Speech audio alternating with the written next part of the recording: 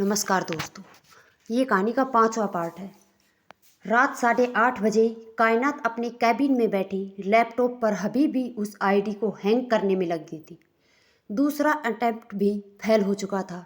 अब सिर्फ एक आखिरी अटेम्प्ट बचा था, जिसके बाद अगर सिक्योरिटी पिन संग हुआ तो आईडी ब्लॉक हो जाएगी। इसके बाद तो पहली बात, कायनात की जो इन्फॉर्मेशन चाहिए वो मिल नहीं पाई, और दूसरी बात, मिस्टर महेश मल्होत्रा को पता चल जाएगा कि कोई उसकी आईडी हैंग करने की कोशिश कर रहा था। इसके बाद शायद वो उन इन्फॉर्मेशन को डिस्ट्रॉय कर दे। कैबिन का दरवाज़ा नॉक हुआ। कम इन, कायनात के इतना कहते ही माया अंदर आई। मैम, 8:30 बज चुके हैं, सभी एम्प्लॉय जा चुके हैं, आप अभी और रुकेंगी क्या? माया ने अंदर आते हुए पूछा। कायनात ने अपनी घड़ी देखी, फिर लैपटॉप बंद कर सामान समेटते हुए कहा, मेरा टाइम पर ध्यान नहीं था, सारे एम्प्लॉयज़ चले गए हैं तो तुम क्यों रुकी हो माया? मैम, जब तक आप चली नहीं जाती तब तक मैं कैसे? माया ने कहा तो कायनात बोली, माया, जमाना कैसा है ये तुम भी जानती हो, इतनी देर तक तुम्हारा यहाँ रुकना सही नहीं है। आई नो, ऑफिस में भैया ने मेरी जिम्मेदारी तुम्हें दी है, पर इसका मतलब ये नहीं कि मेरी परवाह करने के चक्कर में तुम अपनी परवाह ना करो। अगर तुम्हें कुछ हो गया तो तुम्हारा करण मेरी गर्दन पकड़ेगा। यह कहकर कि मैंने उसकी माया का ख्याल नहीं रखा। कायनात की बात सुन माया शर्मा गई। उसने कहा, मैम, आप और करण बेस्ट फ्रेंड है ना? करण की हर बात में आपका जिक्र होता है। हम लोग एक साथ बड़े हुए हैं तो हमारा ब्रांड थोड़ा स्ट्रॉन्ग है। मेरा और करण का जन्म एक ही हॉस्पिटल में एक ही समय हुआ था, बचपन साथ बीता, 16 साल तक हम साथ ही थे। फिर मैं और भैया यहाँ मनाली आ गए। कायनात बचपन के उन दिनों में खो गई जब ऋषिकेश की गलियों में वो और करण मस्तियाँ करते फिरते थे। करण ने बताया कि उन्होंने यहाँ मनाली मेडिकल कॉलेज में एडमिशन भी लिया था क्योंकि यहाँ आप थी, बहुत प्यार करते थे वो आपसे। माया ने मुस्कुराते हुए कहा, जिस पर कायनात बोली, तो तुम्हें बुरा नहीं लगता कि करण तुम्हारा बॉयफ्रेंड होते हुए मुझसे इतना प्यार करता है? सच कहूँ तो शुरू शुरू में बुरा लगता था, फिर मुझे आपका और करण का ब्रांड समझ आया कि आपके बीच भले ही खून का रिश्ता नहीं है, मगर उन रिश्ते से भी बढ़कर दिल का रिश्ता है। माया ने कहा तो कायनात उसके गाल थपथपाकर बोली, चलो तुम्हें घर छोड़ दूँ। दोनों ऑफिस से बाहर निकल आए। कायनात ने अपनी बाइक निकाली और हेलमेट पहनते हुए बोली, जानती हूँ तुम्हें करण के साथ बाइक पर बैठने की आदत होगी, लेकिन आज तुम्हारे डॉक्टर साहब पेट के साथ कुछ ज़्यादा ही बिजी हैं, इसलिए तुम्हें मेरे पीछे ही बैठना होगा। कोई प्रॉब्लम तो नहीं है ना? उसकी बात पर माया ने झेपते हुए कहा। मैं माया उसके पीछे बैठ गई। वो कायनात के कंधे पर हाथ रखने के लिए बढ़ा रही थी, पीछे कभी बढ़ा रही थी, कभी खींच रही थी। तब तक हमेशा कायनात को उसके सख्ती से पेश आते देखा, इसलिए उसे डर था कहीं हाथ रखने से वो गुस्सा ना हो जाए। माया, मैं ऑफिस नहीं हूँ, यहाँ तुम्हारी बॉस नहीं हूँ, बहन समझकर तुम मेरे कंधे पर हाथ रख सकती हो। वैसे भी यहाँ का रास्ता काफ़ी घुमावदार है। माया ने उसके कंधे पर हाथ रखा और बोली, थैंक यू, आप खुद मुझे घर तक छोड़ने जा रही हैं, ये मेरा है, मेरे स्टाफ की सेफ्टी मेरी जिम्मेदारी है, कायनात ने कहा और गाड़ी की रफ्तार बढ़ा दी। कुछ देर बाद उसने माया के घर बाहर गाड़ी रोकी। माया ने उत्तर दिया, शुक्रिया। कायनात ने गाड़ी आगे बढ़ा दी। आप बहुत अच्छी हैं दी, शक्ति का लबादा आहे शायद आप अपनी अच्छाई छिपाती हैं, आप बिल्कुल नारियल की तरह हैं, ऊपर से सख्त और अंदर से नरम, माया ने खुद से कहा, फिर चली गई।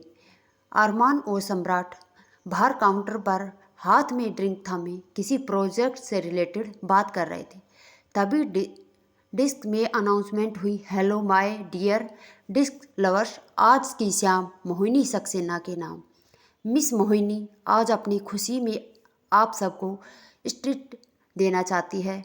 खाइए, पीजिए, झूमिए, क्योंकि आज का आप so disc lovers enjoy the night. Announcement सुन अरमान और सम्राट की नज़र डांस फ्लोर की ओर घूम गई, जहां मोहिनी किसी लड़के के साथ झूमते हुए नाच रही थी। घुटनों से काफ़ी ऊपर तक की हाफ शोल्डर वन पीस पहले उसने लड़कों को अपनी ओर देखने पर मजबूर कर दिया था।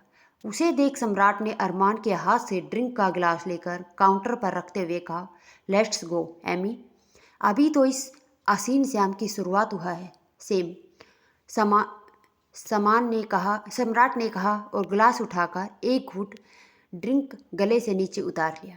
उसने एक बार काउंटर वाले लड़के को गिलास भरने का इशारा किया। उसकी नज़रें मोहिनी पर थी जो उस लड़के के साथ चिपक चिपक कर डांस कर रही थी।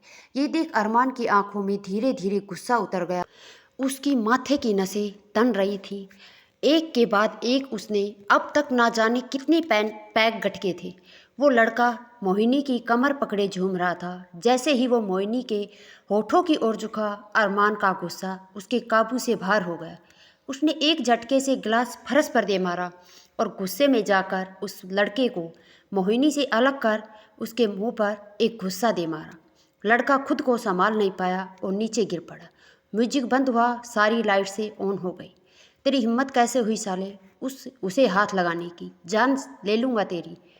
आई विल किल यू, छोड़ूंगा नहीं मैं तुझे। अरमान गुस्से से गरजता हुआ उस लड़के की ओर बढ़ा तो मोहिनी ने उसके सामने आकर उसे धक्का देकर उस लड़के से दूर किया और उस लड़के को बोली, हर्ष बेबी आर यू ओके? हर्ष ने अपने होठ के पास लगा खून हथेली से पोंछते हुए कहा, yeah baby. But who is this? Mohini Armaan की ओर घूमकर चिल्लाते हुए बोली, how dare you Mohini baby, इसने तुम्हें हाथ लगाया। मैं इसे नहीं छोड़ूंगा, मार डालूंगा इसे, जान ले लूँगा मैं इसकी। हाउ डेयर यू, इसकी हिम्मत कैसे हुई तुम्हें छूने की? अरमान मोहिनी का चेहरा हथेली में भरकर बोला। गुस्से में उस लड़के की ओर वापस बढ़ा तो मोहिनी ने फिर से उसे धक्का देकर कहा, stop it, just stop it. प्यार करती हूँ मैं इससे, बॉयफ्रेंड है ये मेरा। उसने मुझे छुआ because he has the right to do so, because we are going to get married soon. अच्छा ये बॉयफ्रेंड है तो फिर मैं कौन था? इससे प्यार करती हो तो फिर जो मेरे साथ किया वो क्या था? इससे शादी करने वाली हो तो मेरे साथ प्यार और सगाई का नाटक क्यों किया? अरमान चिल्लाते हुए बोला। उसकी आंखें गुस्से से लाल नजर आ रही थी। जानना चाहते हो ना तुम कौन थे? अरमान की कॉलर पकड़कर उसे अपने करीब खींचकर उसकी आंखों में देखते हुए, you were and use and throw material for me. मोहब्बत नहीं ज़रूरत थी। तुम ज़रूरत ख़त्म तो मोहब्बत ख़त्म। You were in emotional fool, जिसके सामने मैंने 2-4 आंसू क्या बहाए, तुमने तो मुझे अपना दिल ही दे दिया। बट बेबी, किसका दिल रखना है और किसका तोड़ना है ये मोहिनी सक्सेना बहुत अच्छे से जानती है। तुम्हें क्या लगा मैं तुमसे प्यार करूँगी? Who it was a birdie time, just a game. शर्त लगी थी मेरे दोस्तों से कि किसी लड़की की ओर ना देखने वाले अरमान ठाकुर को मैं अपने प्यार में पागल कर दूंगी। And you know what baby, हमेशा की तरह जीत मोहिनी सक्सेना की हुई। Now the game is over, so just get lost from my life. Mohini ने अरमान को धक्का देकर छोड़ दिया। अरमान कुछ पल उसे घूरता रहा। मोहिनी की कई कई बातें गर्म शीशे की तरह उसकी नसों में घुल रही थी। अरमान ने गुस्से में एक झटके से उसकी गर्दन पकड़ ली। मोहिनी अरमान का हाथ गर्दन से छुड़ाने की कोशिश कर रही थी। वही सम्राट और कुछ लड़के अरमान को मोहिनी से अलग करने की कोशिश कर रहे थे। अरमान ने मोहिनी को अपनी ओर खींचा और उसके होठों पर अपने होठ रख दिए। मोहिनी उससे छूटने की कोशिश कर रही थी। अरमान से उसे एक झटके से छोड़ दिया तो वह खुद को संभाल नहीं पाई, लेकिन हर्ष ने उसे गिरने से बचा लिया। मोहिनी अपना गला पकड़कर हाँफ रही थी, लंबी लंबी सांसें ले रही थी। उसके होठ पर खून लगा था। अरमान ने अंगूठे से उसके होठ पर लगा खून पोंछा, फिर अपना अंगूठा मोहिनी के गाल पर पोंछते हुए बोला, ये जख्म तुम्हें हर पल उस जख्म का एहसास दिलाएगा जो तुमने मुझे दिया है। नफरत से उसकी आंखों में घूरते हुए, और ये तो सिर्फ शुरुआत है बेबी, तुमने अब तक मेरी मोहब्बत देखी है, अब मेरी नफरत देखोगी। मैं तुम्हें इस कदर बर्बाद कर दूंगा कि तुम मेरे कदमों में गिरकर भीख मांगोगी, मोहब्बत की भीख, और तुम्हें मिलेगी नफरत, सिर्फ नफरत। अरमान मोहिनी को घूरता हुआ वहाँ से बिल काउंटर की ओर बढ़ गया। सम्राट ने एक नज़र मोहिनी को गुस्से से देखा, फिर अरमान के पीछे चला गया। बिल काउंटर पर जब अरमान ने बिल मांगा तो वहाँ खड़े आदमी ने कहा, सर आज का बिल तो मोहिनी की ओर से, इशारा करते हुए कहा, उन मैम की ओर से है। अरमान ने पर्स निकालकर पैसे टेबल पर रखे और कहा, अरमान ठाकुर भिखारियों से खैरात नहीं लेता है। सम्राट उसे खींचता हुआ बाहर लाया और उसे कार में बिठाकर खुद ड्राइविंग सीट पर बैठ गया और बोला, रिलैक्स एमी, इन जैसे लोगों की वजह से अपना मूड खराब मत कर, चल अड्डे पर चलते हैं। अरमान, नहीं, तू घर की ओर गाड़ी मोड़ ले। तू सम्राट, क्या बात है, आज तू अड्डे पर नहीं जाना चाहता? बड़े बदले बदले से आपके तेवर नजर आ रहे हैं जनाब। आज शराब का नशा मुझ पर इस कदर हावी है कि बात की ज़रूरत ही नहीं। इस नशे में ही इतना डूब चुका हूँ कि किसी और नशे में डूबने का दिल नहीं करता, अरमान ने कहा और खिड़की पर सर टिकाकर दिया।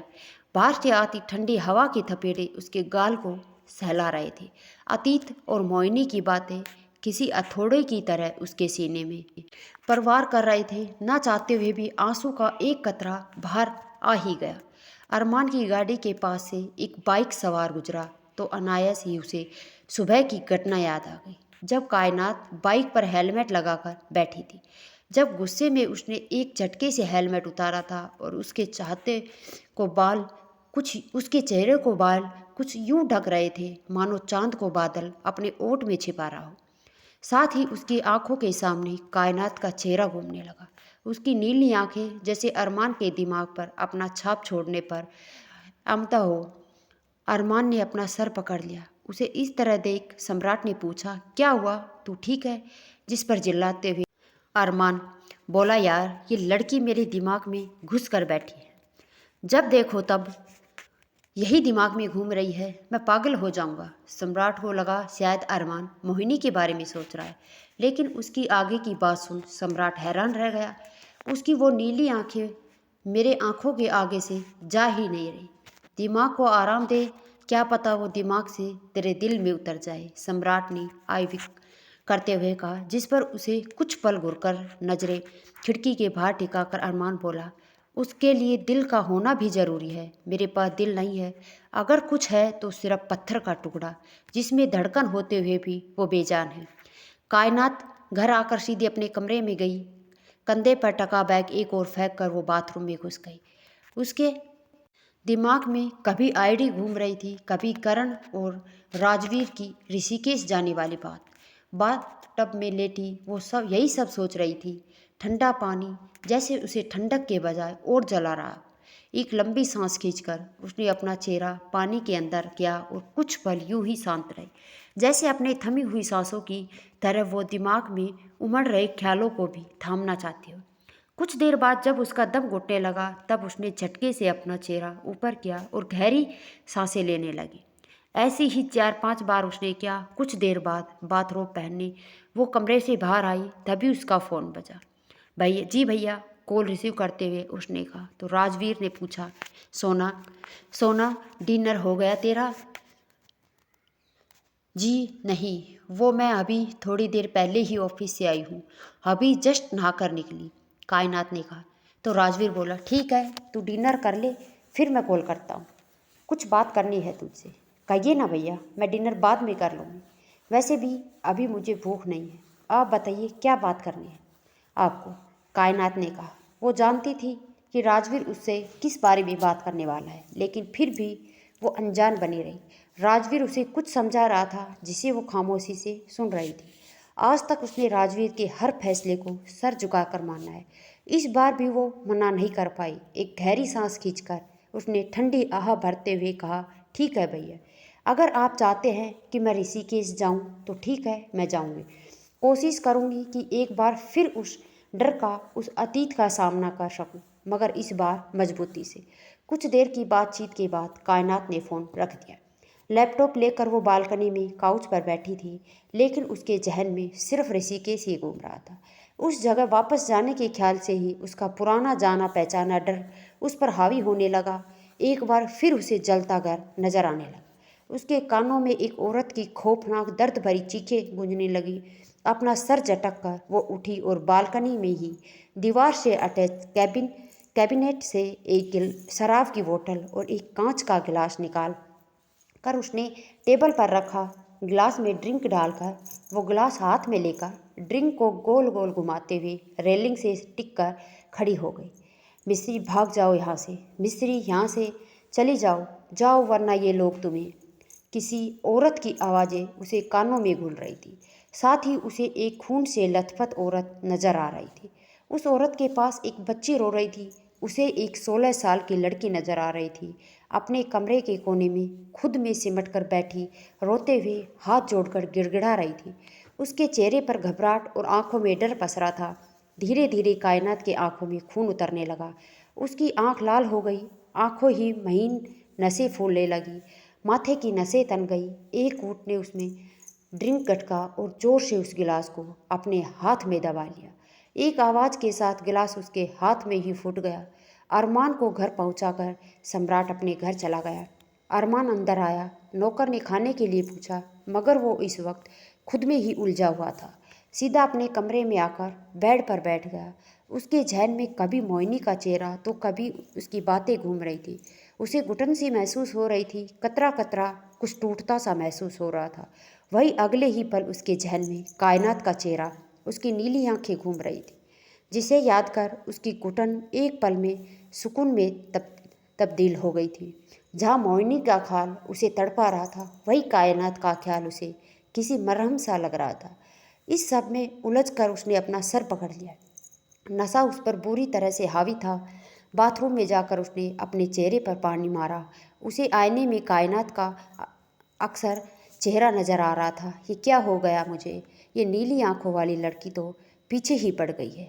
मैं पागल हो जाऊंगा ऐसे। अरमान ने तब तक अपने चेहरे पर पानी मारा जब तक कायनात का ख्याल उसके जहन से ना निकला। कुछ हद तक नशे का खुमार उतर चुका था। एक सिगरेट जलाकर उसने होठों के बीच रखा और बालकनी में आकर खड़ा हो गया। सिगरेट का कस भरते हुए उसने धुएं का छल्ला उड़ाया और चांद की ओर देखते हुए कहा, ए चांद, क्यों उतरा है तू आसमान में? जब तेरी मौजूदगी का इल्म कराने वाला मुझे तन्हा छोड़ गया, वो निकल गए मेरे दोस्तों से इस कदर की जैसे वो मुझे पहचानते ही नहीं। कितनी दफ़ा जख्म खाए हैं मेरे दिल, इस दिल ने, फिर भी हम उस बेवफा को बेवफा मानते ही नहीं। मोहिनी की झूठी प्यार भरी बातें, उसकी आंखों में झलकता झूठ प्यार, उसका झूठा धोखा, उसका किसी और के बाहों में होना, ये सब अरमान के सीने में किसी तूफान की तरह उफान मार रहा था। कहते हैं ना, मौत से भी ज़्यादा तकलीफ़ बेवफाई देती है। एक ऐसी तकलीफ़ जिसे ना सही जा सकती ना भुलाई। आंसू का कतरा उसके गाल पर लुढ़क गया। वो खुद में ही उलझा हुआ था, तभी उसे कुछ टूटने की आवाज़ सुनाई दी। उसने तुरंत अपने आंसू पोंछे और इधर उधर नजरें घुमाई। उसकी आंखें हैरानी से फैल गई। उसने हथेलियों से आंखों को गाड़ा और फिर देखा, लेकिन अभी भी सामने उसे वही नजर आई। उसके बंगले के बगल वाले बंगले की बालकनी में रेलिंग पर दोनों हाथों की कोहनी टिकाए उसे कायनात नजर आई। वो खुद में ही बड़बड़ाया, ये सच में यहाँ है या आज मैंने कुछ ज़्यादा ही ड्रिंक कर लिया? कहीं मैं कोई सपना तो नहीं देख रहा ना? उसने खुद को चिमटी काटी तो उसके मुंह से हल्की सी आह निकल गई। मतलब ये नीली आंखों वाली घमंडी सच में यहाँ है? मतलब ये घमंडी मेरी पड़ोसन है? ये हो क्या रहा है मेरे साथ? सुबह से दिमाग में घूम रही थी, अब आंखों के आगे भी घूम रही है। ये लड़की सच में मुझे पागल बना के छोड़ेगी। अरमान खुद में बड़बड़ा रहा था। उसकी और कायनात की बालकनी के बीच मुश्किल से एक हाथ का फासला होगा। कायनात खुद में ही इस कदर खोई थी कि उसे अरमान की मौजूदगी का एहसास ही नहीं हुआ। ये इस मिस घमंडी के हाथ को क्या हुआ? कायनात के हाथ को देखते हुए अरमान बुदबुदाया, फिर ध्यान से उसके हाथ को देखने लगा। कांच के कुछ टुकड़े नीचे फर्श पर पड़े थे, वहीं कुछ टुकड़े कायनात की हथेली में धंसे से खून की बूंदें उसकी हथेली से टपक कर नीचे फर्श को चूम रही थी। कायनात कोहनी रेलिंग पर टिकाए सर झुकाए खड़ी थी। उसके मन में अब भी ऋषिकेश जाने की बात घूम रही थी। उसने एक नज़र अपने खून से सने हाथ को देखा, फिर चांद की ओर देखकर दर्द से लिपटे लहजे में कहा, आप समझ नहीं रहे हैं भैया, अगर मैं उस शहर गई तो बहुत बुरा हो जाएगा। वहीं से इस सब की शुरुआत हुई थी। आज भी उस शहर का जरा जरा मुझे मम्मा के खून से सना नजर आता है। आज भी उस शहर की हवाओं में मुझे मम्मा के और आपके आंसू घुले नजर आते हैं। कैसे लौट जाऊं वापस उस शहर। कायनात सूर्यवंशी मजबूत है, खुद को संभाल लेगी, पर आपकी सोना बहुत कमज़ोर है भैया। आपकी सोना टूटी हुई है। हर रात इस कमरे की चार दीवारी में आपकी सोना बिखरती है। हर सुबह वापस खुद को समेट कर इस दुनिया से लड़ती है। पर ये बिखरना सिर्फ तन्हाई में होता है भैया। अगर वहाँ गई तो शायद, नहीं, मैं इस दुनिया के सामने, आपके सामने बिखर नहीं सकती। आपकी खुशियाँ मुझसे जुड़ी है, मैं आपके सामने कमज़ोर नहीं पड़ सकती। कायनात ने कुछ पल गहरी सांस लेकर खुद को अतीत में जाने से रोका। फिर कैबिनेट से दूसरा गिलास निकालकर उसमें ड्रिंक लिया और एक घूंट में ही पी गई। काउच पर बैठकर उसने एक नज़र चांद को देखा, फिर एक हाथ में लैपटॉप पर खटर पटर करने लगी। उसके दूसरे हाथ से खून की बूंदें अब भी फरस को अपने रंग में रंग रही थी। अरमान नम आंखों से उसे देख रहा था। कायनात हर शब्द अब भी उसे सुनाई दे रहा था। हर रात इस कमरे की चार दीवारी में आपकी सोना बिखरती है। हर सुबह खुद को सब इस दुनिया से लड़ती है। अब तक जिन आंखों में अपने दर्द के आंसू थे, उनमें कब कायनात का दर्द उतर आया, इस बात का उसे एहसास ही नहीं हुआ। सुबह जिस चेहरे पर अरमान को गुरूर और घमंड नजर आया था, उस पर उसे सिर्फ दर्द नजर आ रहा था। कायनात के हाथ से खून रिश्ते देख उसे अजीब सी घुटन हो रही थी। उसकी नज़रें एक पल के लिए भी कायनात से नहीं हटी। जिस तरह कायनात के चेहरे पर भाव बन और बिगड़ रहे थे, कुछ वैसा ही अरमान के चेहरे पर भी नजर आ रहा था। कायनात ने कुछ देर लैपटॉप पर उंगलियां चलाई, तभी स्क्रीन पर कुछ शब्द उभरे। Security pin accepted, ID unlocked. ये देख कायनात के चेहरे पर फीकी सी मुस्कान बिखर गई। उसने फ़ोन लेकर रोकी को मैसेज किया, मैंने आईडी अनलॉक कर दिया है, जल्दी कॉपी करो इन्फॉर्मेशन। फ़ोन टेबल पर रख सर पीछे काउच पर टिकाकर उसने अपनी आंखें बंद कर दी। अरमान एक टक कायनात के हाथ को, उसके जख्म को देख रहा था। ऐसा लग रहा था जैसे जख्म कायनात के हाथ पर लगा हो, मगर उसका दर्द अरमान के सीने में उतर रहा था। एक 6 साल की बच्ची जिसके सर पर चोट लगी थी, खून बह रहा था, वो फर्श पर लगभग बेहोशी की हालत में पड़ी थी। उसकी अध खुली आंखें सामने की ओर देख रही थी। वो चीखने की कोशिश कर रही थी, मगर शायद उसकी आवाज़ उसके गले में ही अटक रही थी। उसकी आंखों में दर्द और डर तैर रहा था। सामने से कोई औरत बार बार उसे वहाँ से भाग जाने को कह रही थी, मगर शायद उस बच्चे में इतनी हिम्मत और इतनी ताकत बची नहीं थी कि वो खड़ी हो सके।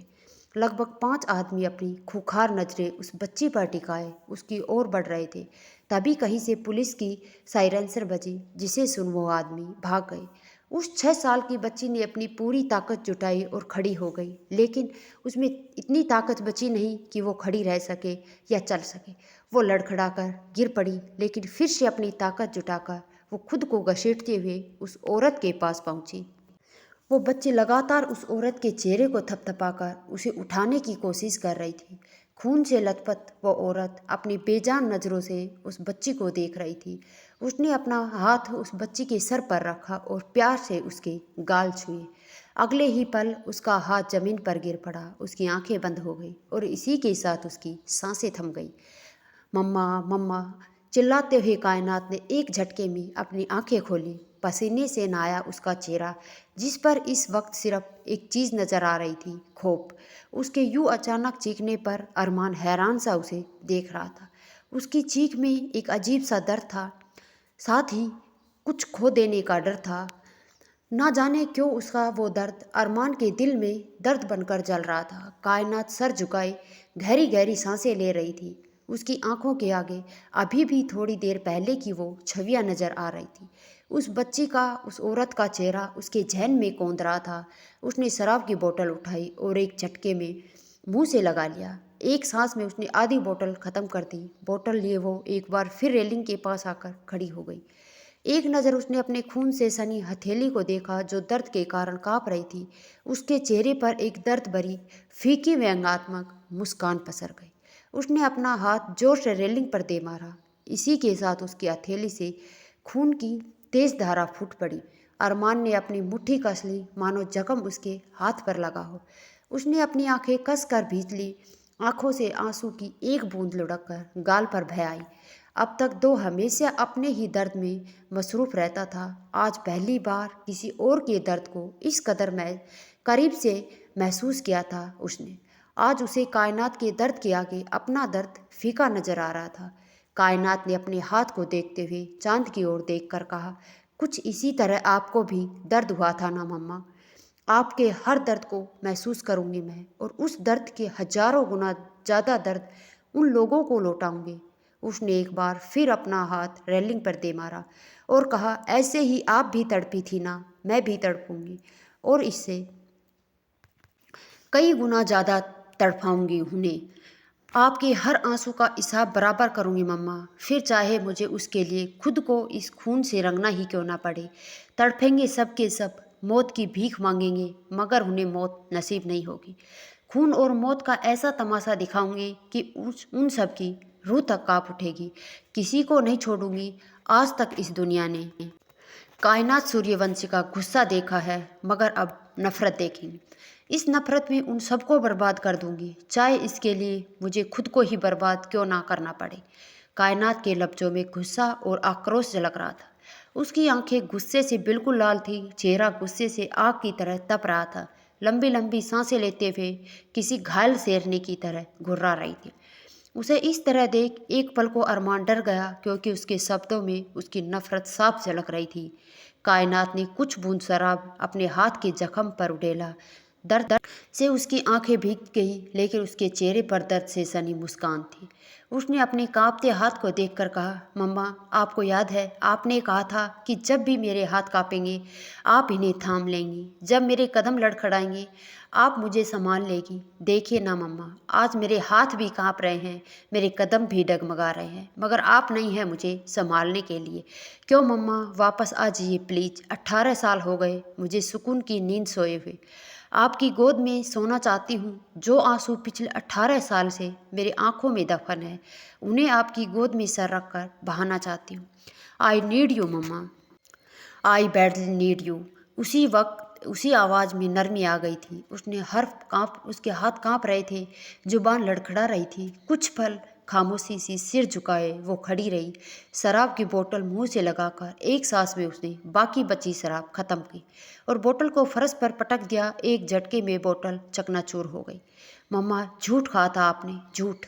आपने कहा था कि आपके महादेव खुशियाँ बांटते हैं। झूठ, क्योंकि इन्हें सिर्फ औरों को तकलीफ देना आता है। इन्होंने मुझसे सब कुछ छीन लिया। इन्होंने मुझसे आपको छीन लिया, आपकी यादें छीन ली, मेरी खुशियाँ, हमारी स्वीट सी फैमिली, मेरी नींद, मेरा सुकून, यहाँ तक कि मेरे आंसू भी। सब कुछ छीन लिया कर मुझे दिया तो सिर्फ एक दर्द, ऐसा दर्द जो ना जीने देता है ना मरने। एक ऐसा दर्द जो मेरी सांसों में घुलकर मुझे तड़पा रहा है। कायनात घुटनों के बल गिर पड़ी। उसने उठने की कोशिश की तो टेबल में पैर लगने के कारण लड़खड़ा गई। वो जोर से हंसने लगी और बोली, महादेव, अब तो आदत पड़ चुकी है ठोकर की, अब फर्क नहीं पड़ता, इस दर्द से कोई फर्क नहीं पड़ता मुझे। उसने फिर से उठने की कोशिश की, मगर नशा उस पर बुरी तरह से हावी था। वो उठ नहीं पा रही थी, वहीं फर्श पर लेट गई। वो जब भी आंखें बंद कर रही थी, उसे वो औरत और वो बच्ची नजर आ रही थी, जिससे डर का वो एक झटके में आंख खोलकर गहरी सांस लेने लग रही थी। अध खुली आंखों से इधर उधर टटोलते हुए उसने आप फ़ोन लिया और राजवीर को कॉल लगाकर फ़ोन स्पीकर पर रख लिया अपने बगल में। माँ, राजवीर की कॉल रिसीव करते ही दर्द भरे लहजे में उसने कहा, कायनात। राजवीर को माँ तब कहती थी जब वो इमोशनल हो या फिर दर्द में हो। उसकी आवाज़ में राजवीर दर्द बखूबी महसूस कर पा रहा था। उसकी आंखों में नमी उतर गई। उसने कहा, हाँ बोलना सोना, क्या हुआ, मैं सुन रहा हूँ। माँ, मैं सोना चाहती हूँ, सुकून, सुकून की नींद, सोना चाहती हूँ, मुझे सुकून चाहिए माँ। नशे से लड़खड़ाती जुबान में कायनात ने कहा तो राजवीर की गाल पर आंसू लुढ़क आए। उसने अपने आंसू पोंछे और लोरी सुनाने लगा।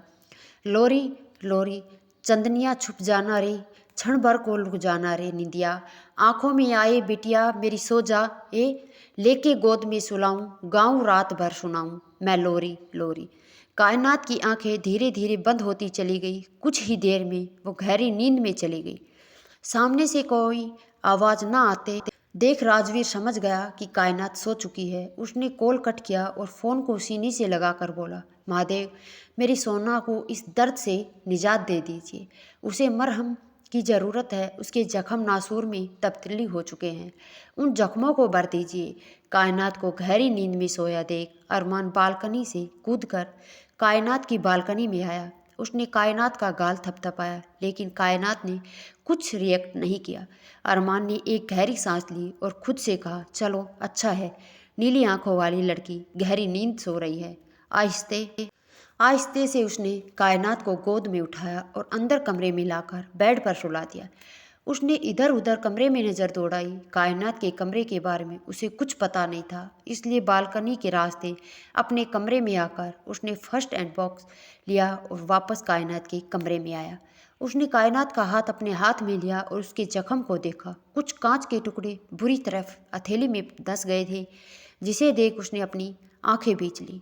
गहरी सांस लेकर उसने आंखें खोली और एक कांच के टुकड़े को पकड़कर उसकी हथेली से खींचा। कायनात नींद में अपना हाथ झटक रही थी, लेकिन शराब का नशा उसे अब भी नींद में रखे हुए था।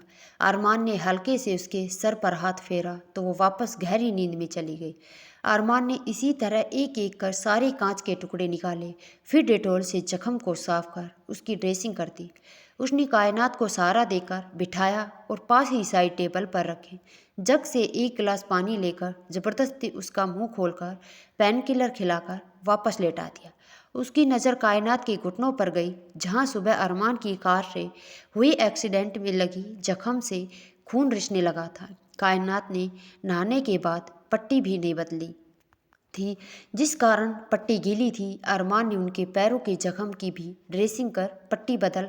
कायनात नींद में कुछ बड़बड़ा रही थी। अरमान उसके सर पर कुछ देर हाथ फेरा तो वो एक बार फिर गहरी नींद में सो गई। अरमान ने कुछ पल कायनात के दर्द से लिपटे चेहरे को देखा और धीरे से बोला, तुम खुद दर्द में इस तरह लिपटी हो कि तुम्हारी हर सांस दर्द से सरोवर है। तुमसे नफरत करके, दुश्मनी करके मैं तुम्हें क्या ही दर्द दूँ।